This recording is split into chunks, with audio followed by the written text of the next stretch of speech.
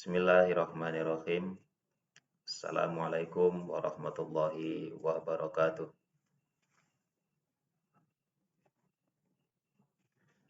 Alhamdulillahirabbil alamin wa bihi nasta'in wa ala umuri dunya waddin. Assalatu wassalamu ala asrafil mursalin wa ala alihi wa ashabihi ajmain amma ba'd. Alhamdulillah, pada kesempatan pagi hari ini kita akan membawakan sebuah tema, yaitu tentang ketaatan kita kepada Allah Subhanahu wa taala, taat kepada Rasul, dan taat kepada ulil amri.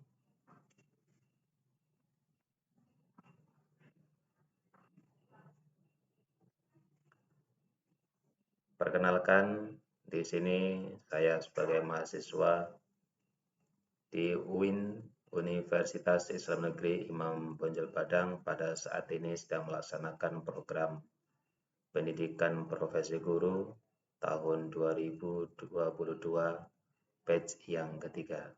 Semoga pada kesempatan tahun ini mendapatkan ilmu yang manfaat dan kelulusan yang kita harapkan bersama.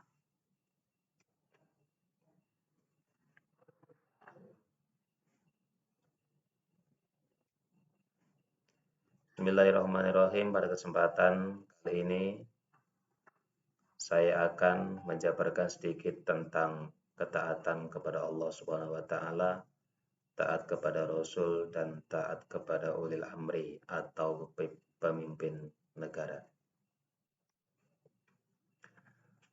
Taat itu bisa diartikan kita adalah patuh, tunduk atas segala perintah Allah Subhanahu wa taala, apa yang telah Allah gariskan di dalam kitab Al-Qur'an, dan harus kita imani secara maksimal, dan kita ikuti apa yang diperintahkan Allah, dan kita berusaha dengan sekuat tenaga untuk menjauhi segala apa yang dilarangnya.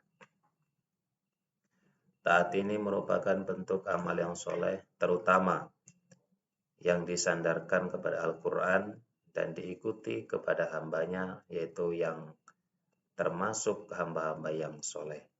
Namun di sini masih ada manusia yang belum taat kepada Allah, terutama mereka yang belum sanggup menjalankan perintah-perintahnya dan menjauhi apa yang dilarangnya. Dengan demikian, dasar hukumnya adalah ada di Al-Quran, yaitu surat An-Nisa ayat ke-59 yang menjelaskan tentang ketaatan kepada Allah, Rasul, dan kepada ulil amri. Contoh di sini seperti menjalankan ibadah sholat 5 waktu dalam keadaan dan kondisi apapun, baik itu di rumah, di masjid, ataupun kita sedang bekerja. Kalau dalam hal ini kita lihat mereka yang bekerja mungkin mencari nafkah, mereka tetap menjalankan ibadah sesuai apa yang disyariatkan di ajaran agama Islam.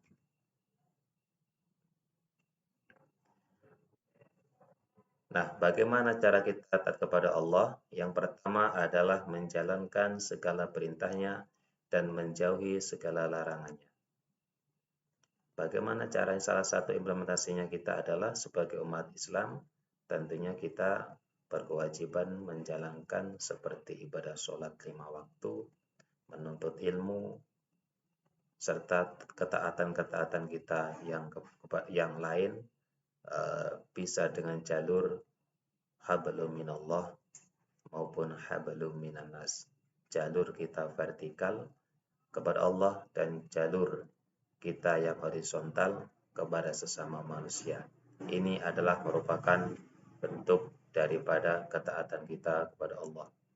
Singkat kata adalah bagaimana cara kita mengimplementasikan sebuah keyakinan kita untuk menjalankan perintah-perintahnya, menjauhi larangannya seperti ghibah, berzina, minuman keras, dan lain sebagainya.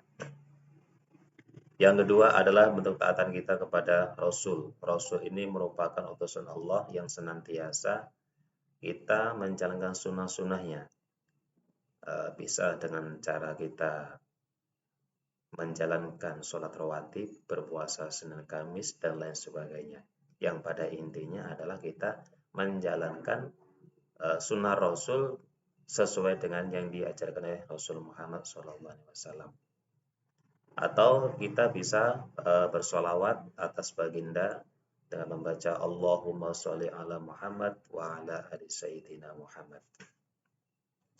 Dan yang ketiga adalah taat kita kepada ulil amri. Ulil amri ini merupakan pemimpin negara yang membuat aturan-aturan untuk kemaslahatan bagi penduduk setempat ataupun kepada seluruh negara agar penduduk tersebut menjadi penduduk yang senantiasa mendapatkan keberkahan, keharmonisan, dan kesejahteraan untuk manusia dan penduduk itu sendiri. Nah, bagaimana kita taat kepada ulil amri ini? Apakah dianjurkan? Ya, ternyata wajib. Selagi perintah itu tidak bertentangan dengan ajaran Islam. La ta'ata li makhlukin fi maksiatin khaliq.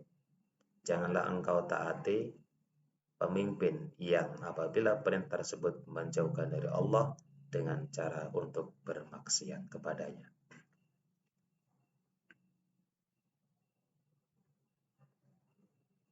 Contoh misalkan kita dalam taat kepada sebuah negara atau pemimpin yang mana situ adalah untuk kemaslahatan kita. Di sini ada contoh seperti membayar pajak, baik pajak kendaraan maupun pajak nilai bangunan, yang mana itu untuk kesejahteraan kita sendiri.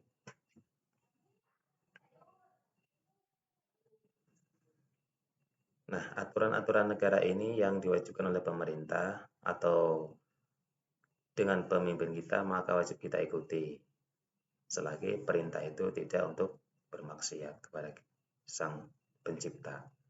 Atau misalkan secara ringan, kita melihat sering kita lakukan setiap hari mengendarai kendaraan baik roda 2 atau roda 4, kita di jalan raya senantiasa untuk tidak menerobos dan mengikuti rambu-rambu lalu lintas.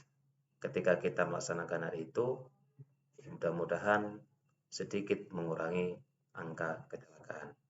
Nah, di sini ada sebuah contoh, ada sebuah pengendara yang taat kepada rambu-rambu lalu lintas, yang mana untuk kemaslahatan dan keselamatan bagi kita semua, terutama bagi pengendara.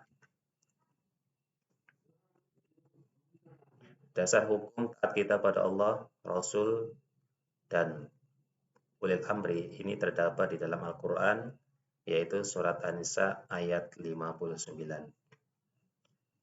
Bismillahirrahmanirrahim. Ya ayyuhalladzina amanu athi'ullaha wa athi'ur rasul wa ulil amri minkum.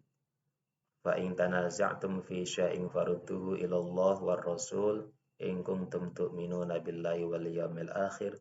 Dzalika khairu wa ahsanu ta'wila. Artinya adalah, wahai orang-orang yang beriman, taatilah Allah dan taatilah Rasul Muhammad dan ulil amri atau pemegang kekuasaan di antara kamu. Kemudian jika kamu berbeda pendapat tentang sesuatu, maka kembalikanlah kepada Allah, yakni Al-Qur'anul Karim dan Rasul atau sunnahnya. Jika kamu beriman kepada Allah dan hari kemudian, yang demikian itu lebih utama bagimu dan lebih baik akibatnya. Quran surat An-Nisa ayat 59. Demikian, terima kasih, semoga bermanfaat untuk semuanya. Kami ucapkan terima kasih kepada Bapak dosen dan Ibu Pamong. Semoga video singkat pembelajaran ini sebagai sumber belajar menjadi inspirasi untuk kita semuanya. Terima kasih, syukran kasir, jazakumullah khairan. Saya akhiri, wassalamualaikum warahmatullahi wabarakatuh.